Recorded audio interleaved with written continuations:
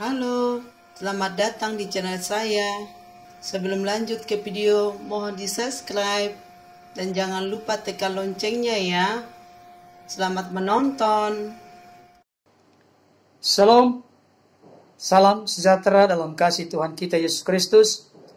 Jumpa kembali dengan saya, dan pada kesempatan yang sangat baik ini, saya menyapa Bapak Ibu Saudara dimanapun berada.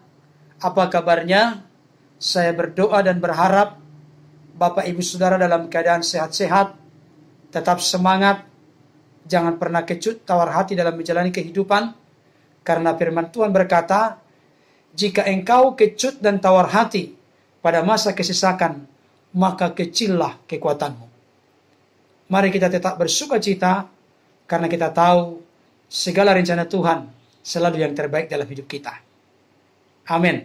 Saudara-saudara, pada kesempatan ini saya kembali akan melanjutkan membawakan renungan firman Tuhan kepada kita dengan judul Yesus berkata, Aku pergi kepada Bapa. Firman Tuhan saya bacakan untuk kita dari Yohanes 14 ayat 12c. Demikianlah bunyinya. Sebab aku pergi kepada Bapa. Saudara-saudara yang dikasihi oleh Tuhan, ada orang yang menghitung bagaimana manusia menghabiskan masa hidupnya selama 70 tahun di dunia ini. Dan hasil perhitungannya ini bisa menjadi sebuah evaluasi dan introspeksi penting bagi setiap kita untuk mengelola waktu-waktu kehidupan kita sedemikian bijaksana. Saudara-saudara, ada dikelompokkan dengan kategori kegiatan dan berapa lama waktu yang dipakai dalam melakukan kegiatan tersebut. Yang pertama, tidur. Dibutuhkan waktu 23 tahun atau 32,3%. Yang kedua, bekerja. Dibutuhkan waktu 16 tahun dengan perkiraan 22%. Yang ketiga, nonton televisi, pegang handphone, dibutuhkan waktu 8 tahun dengan kalkulasi 11%. Yang keempat, makan minum 6 tahun, sekitar 9%. Berikutnya, jalan-jalan, ada waktu 6 tahun, sekitar 9%. Berikutnya, santai, dibutuhkan waktu 4,5 tahun, sekitar 7%. Berikutnya, sakit, menghabiskan waktu 4 tahun, dan sekitar 7%. Yang berikutnya, berpakaian, dibutuhkan waktu 2 tahun, sekitar 2%. Yang terakhir, beribadah, dibutuhkan waktu 6 bulan dan hanya 0,7%.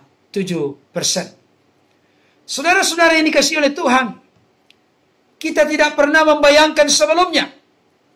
Waktu kita selama hidup ini kebanyakan terpakai untuk perkara-perkara yang sia-sia, perkara-perkara yang tidak berguna. Sebaliknya, untuk ibadah kepada Sang Khalik, ibadah kepada Tuhan, yang daripadanya kita memperoleh hidup ini, dan kepadanya hidup ini akan kembali, ternyata hanya 0,7%. Dan ini sangat sedikit.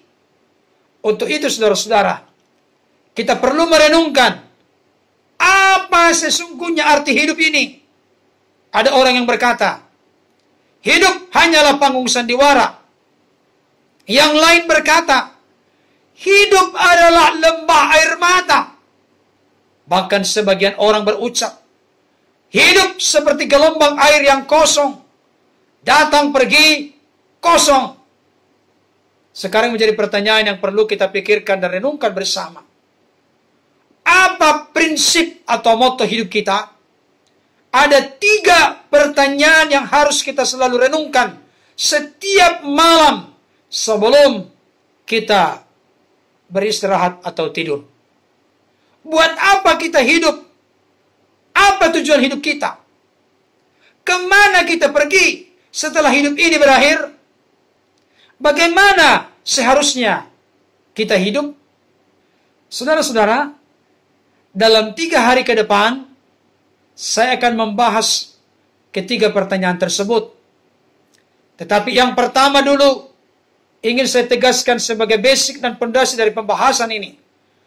Apa tujuan hidup kita ada di tengah-tengah dunia ini? Sepanjang zaman, manusia bertanya, apa sebenarnya tujuan hidup ini? Bagi banyak orang, hidup adalah suatu rahasia, misteri, penuh dengan ketidakpastian. Dari mana saya datang? Kemana nanti saya pergi setelah mati?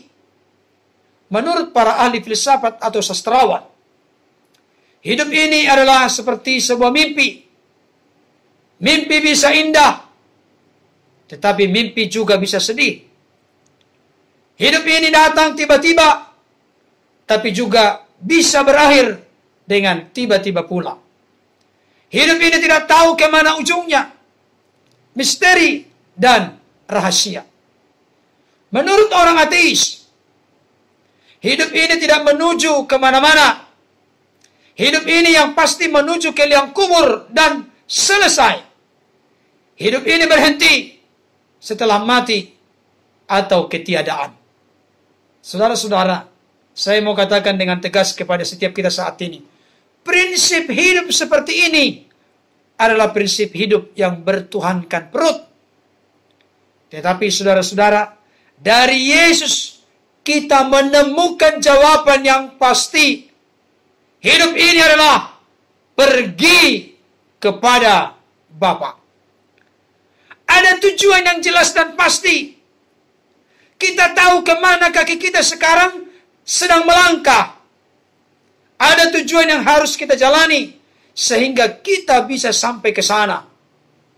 Saudara yang dikasihi Tuhan, kita tidak akan berbelok atau berhenti di tengah perjalanan karena peta jalannya sudah jelas dan pasti.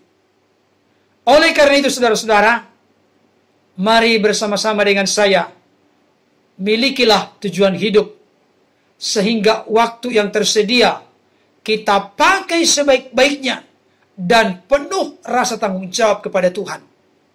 Kita akan memiliki gairah atau semangat hidup yang bernyala-nyala, jika kita memiliki tujuan hidup yang jelas. Sekali lagi, karena ini merupakan sebuah kesimpulan, kita akan memiliki gairah dan semangat hidup yang bernyala-nyala jika kita memiliki tujuan hidup yang jelas. Bapak, Ibu, Saudara dimanapun berada, mari bersama dengan saya kita renungkan kebenaran firman Tuhan ini, bahkan kita terima dengan segala kerelaan hati. Jadilah kita bijak, selamat beraktivitas, tetap semangat. Tuhan Yesus memberkati. Amin. Terima kasih banyak sudah menonton. Jangan lupa di subscribe ya.